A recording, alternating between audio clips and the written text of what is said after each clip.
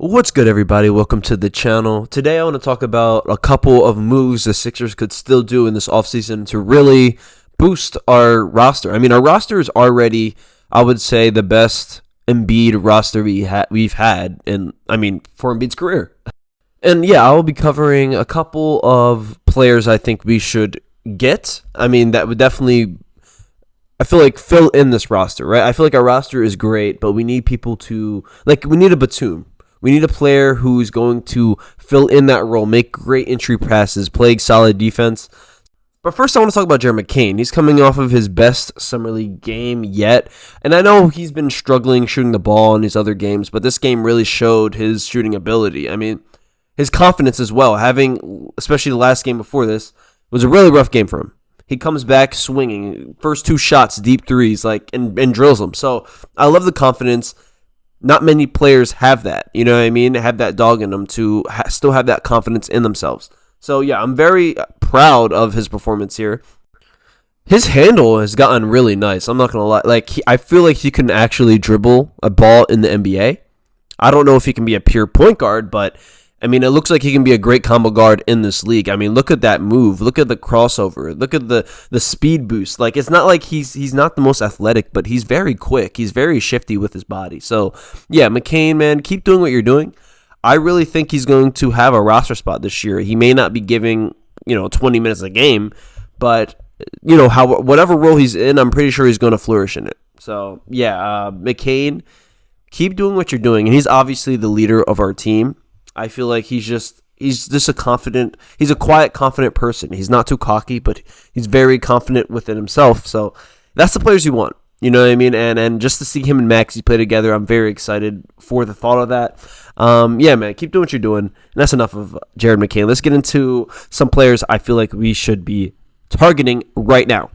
So as you guys know, the Sixers missed their glue piece, and it's crazy to say that Batum was our glue piece. We do need to replace a Batum type player. Batum was, our best entry passer, and I feel like a player who can play a similar role is Gordon Hayward. I mean, Gordon Hayward, I don't think he's cooked as a player, right? He got traded to the Thunder, and he literally did not have a role at all on that team in the playoffs. I think he ended up not scoring a point in 40 minutes. So, yeah, it's rough when your stats are like that, but, I mean, this player, one of the best passers available. You can probably sign him for a minimum contract. I mean, he's still available here. There's not many teams to choose from.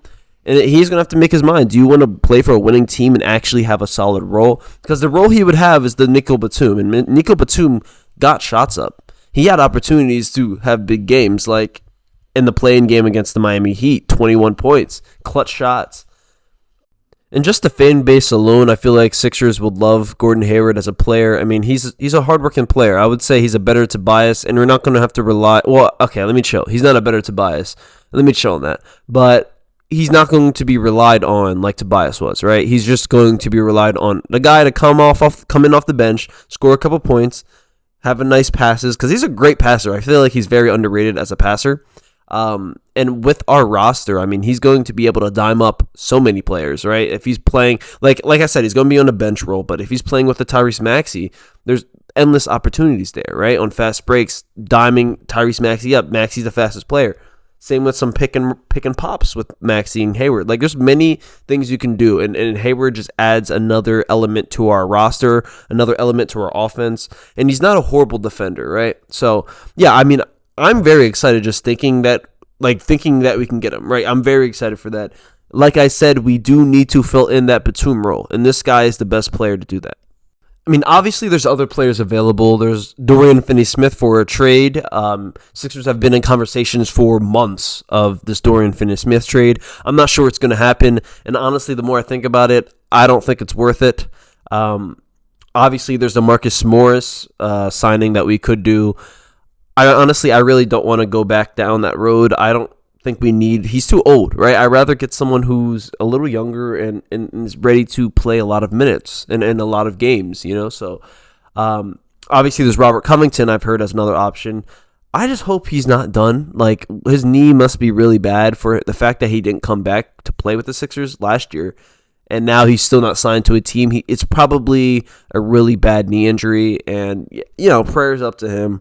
I hope he's going to be available, because that would be nice if he can sign a Rocco, and he can play power forward. I mean, he's lengthy, he's a great defender, he can stretch the floor out. So yeah, Rocco would be a great signing if he's healthy, but I think he's going to be cooked, man. In the comments, drop down below, who do you think the Sixers should target for the last remaining spots? Who do you think we should fill in these roster spots with? And yeah, that's going to be it for this video, man. Drop a like, subscribe to the channel. I'll catch you guys on the next one. Peace.